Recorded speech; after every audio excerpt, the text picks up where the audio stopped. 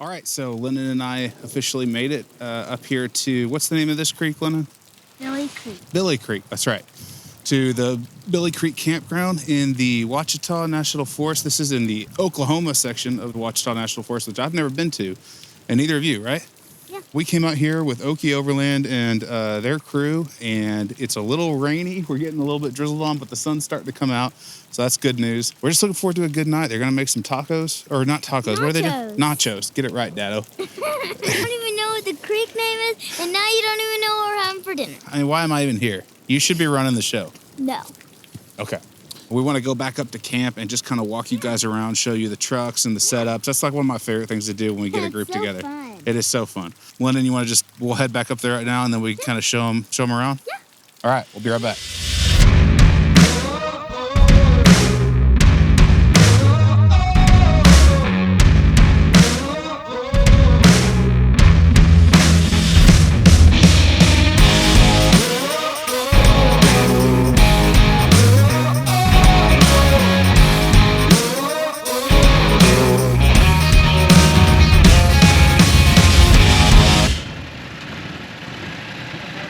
When we wake, hear the birds and see the sun.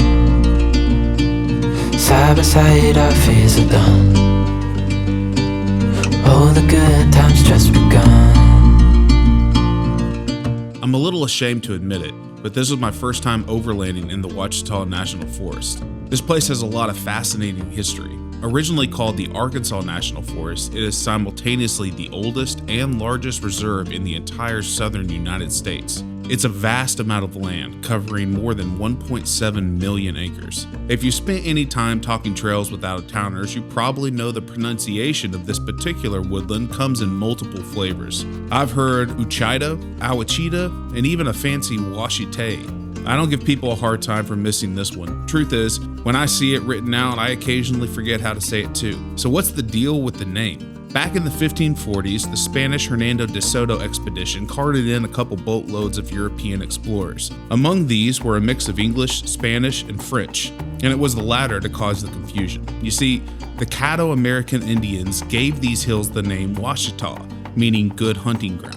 Had it been documented by one of the English explorers, the name would have likely been spelled with a W. But it wasn't, and the French went and gummed it up with their spin on the spelling, and here we are today. From the Indians all the way down to the settlers, this name was used. When Roosevelt established the 150 National Forest to protect and conserve the land, he gave the Ouachitas the official name of Arkansas National Forest.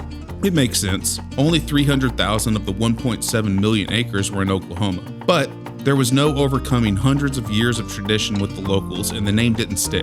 In 1926, President Coolidge said, "Screw it," and officially designated or redesignated the entire expanse the Ouachita National Forest.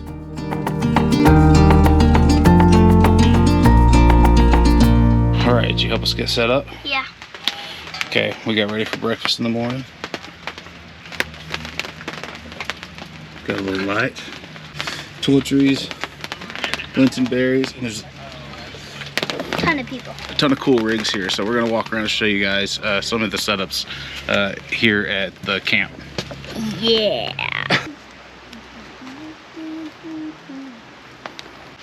Yeah, dude, that's awesome. I'm just filming you, please ignore. Love the setup. Thank you. I think so. I haven't seen it with the annex or whatever.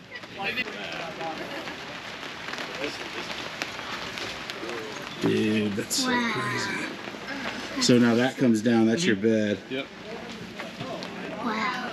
Oh man, how you got it all plumbed in here Look is... at that. Yeah, that's sick, dude. That is so cool.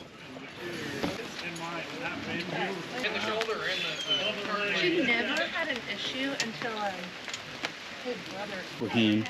So he had to keep all this on the rig 24/7. Wow. Isn't that cool?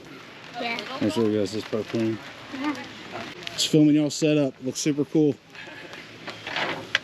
I love seeing everyone's different approach. Yeah. Did you build your drawers? I did. I love it. Yeah. Yeah, that's I'm really no carpenter, that's for sure. cool. Hey. Man, with the way that Decked and other people price their stuff, you can build it. I got 500 in that.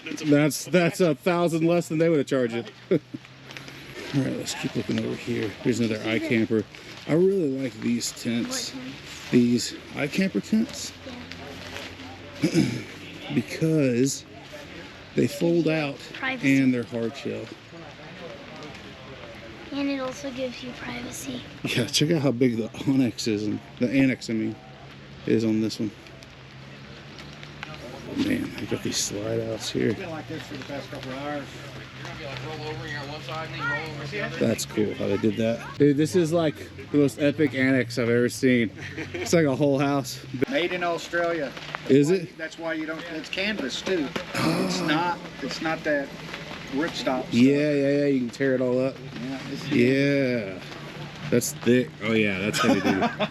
That's like that old school. Yeah, military grade canvas. Yeah, man, that is so neat. Is it sitting on your trailer here? Yeah. I love that. Well, this unzips. There's a zip line. That zips just like this piece does. It unzips. Oh, I see. Yeah, And so then- you don't have to have that if you want. No, you don't have to have both of these if you don't want them. This piece here, there's 2 poles here, and then it just folds in. Queen size bed. Man, how cool is that? Oh, look at you with the RCs. Now that's cool. The red one's the wife's. This one just got done. I just painted it. How awesome is that? Leaf springs too. No way. This one's leaf spring. Oh, you're aired down too and everything. Well, yeah. Go ahead. They? Oh man, It's got a that's special cool. foam in it, but yeah, there's a foam, so it helps the grip. That's so cool. I've not ever personally kind of gotten into this, but my buddy Grant's real big into playing with that stuff. We don't do this near as much as we did until we started camping. Yeah. And then now it's still fun to. It's all toys. It's big toys and little toys. That's all it is. Yeah, I don't even want to talk about how much I put in. Oh yeah, no, I've seen the prices. Trust me, I know.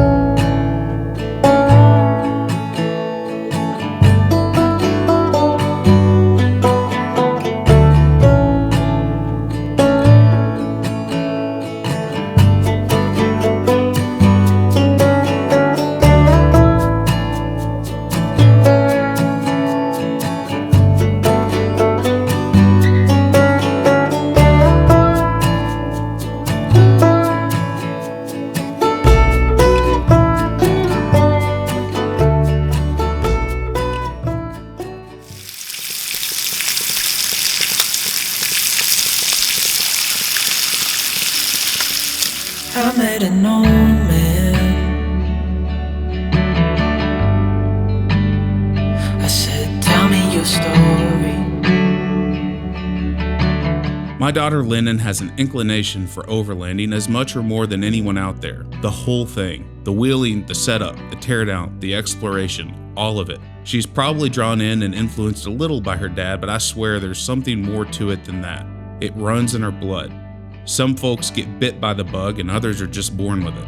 I was married in 2007. Back then, the idea of having kids was one step below the last thing on my mind. My wife and I waited 6 years to start, and if I'm being honest, I could have waited 6 more. Fatherhood comes with a lot of responsibility that I wasn't sure I was ready for. There are just so many unknowns when you haven't been there. It's not like exploring a new trail. You go into that with recovery gear and a knowledge of how to use it. This was different. More like being completely out of control. But my wife convinced me, as wives often do, and a short while later, our first child was born. I'd love to tell you it turned out to be easy and without a quandary, but not so much was true. If you want to know what being a first-time dad is like, allow me to loosely quote Jim Gaffigan. Just imagine you're drowning, and then someone hands you a baby. There were countless late nights, hospital visits, questions to Siri, a real trial by fire. But today, as I sit on this old damp log and watch my beautiful, curious, messy, 18-year-old little girl play on the rocky shores of Billy Creek, I don't know why I waited. Being a dad, her dad, is everything.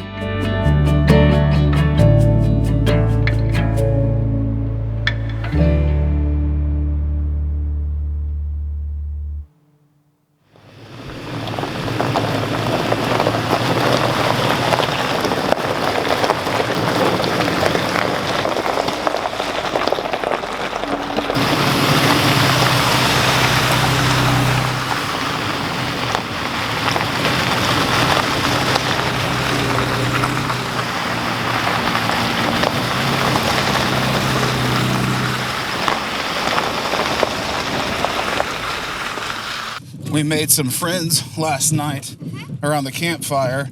Met some guys that actually followed the channel, which was super cool. And they wanted to kind of do a little bit of wheeling today. It wasn't originally part of the plan, but we figured we'd go ahead and hit a couple of trails, at least on the way out.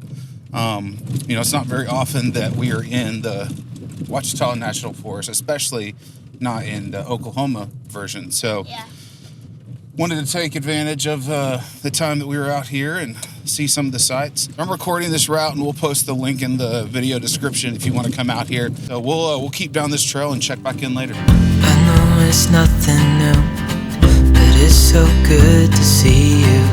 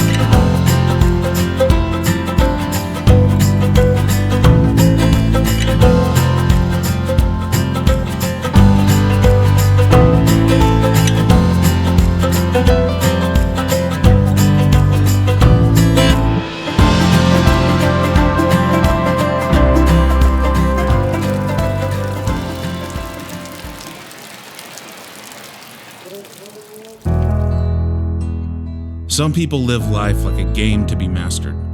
For others, life is a party to be had. To some folks, it's even a sort of grind to be clambered through. I can relate to aspects of each of those perspectives and have shared them at one time or another, but from where I'm looking today, none of them really hit the mark. The Caddo American Indian have a creation story. The story speaks of their tribe emerging from a cave called the Chacanina, or place of crying. The first to come forward was an old man carrying a drum. The Caddo believed we were born into a rhythm and were equipped to contribute to the beat. That makes sense to me because I think life is an awful lot like a poem, something that arouses strong emotion because of its beauty. Not always happiness, not always a thrill, sometimes anger, hurt, pain, but the rhythm of life as it evolves and unfolds is always beautiful. The verse began before us and will continue after our words are read. Highs and lows, from flat tires and newborn cries to campfires and confident daughters, it's all a gift. Every breath, every trail, every thump.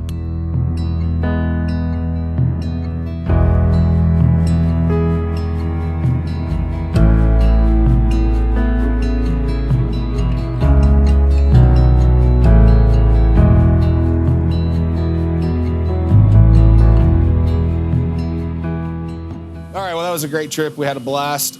Just finished getting the truck all cleaned up, and we're fixing to head home, take a shower. I'm looking forward to being home. But special thanks to Adam at Okie Overland for putting on the event. It was a lot of fun. Met some cool people. Got to do some wheeling today, which we didn't even know we were going to do, and it was just a blast. Lennon, is there anything you want to tell anybody? Yes. Subscribe, hit the bell, and you'll get a notification every time I post a new video. Nux. All right, thanks so much. But more important than even that, remember, the more you camp, the less deer. The aliens at that. She gets it.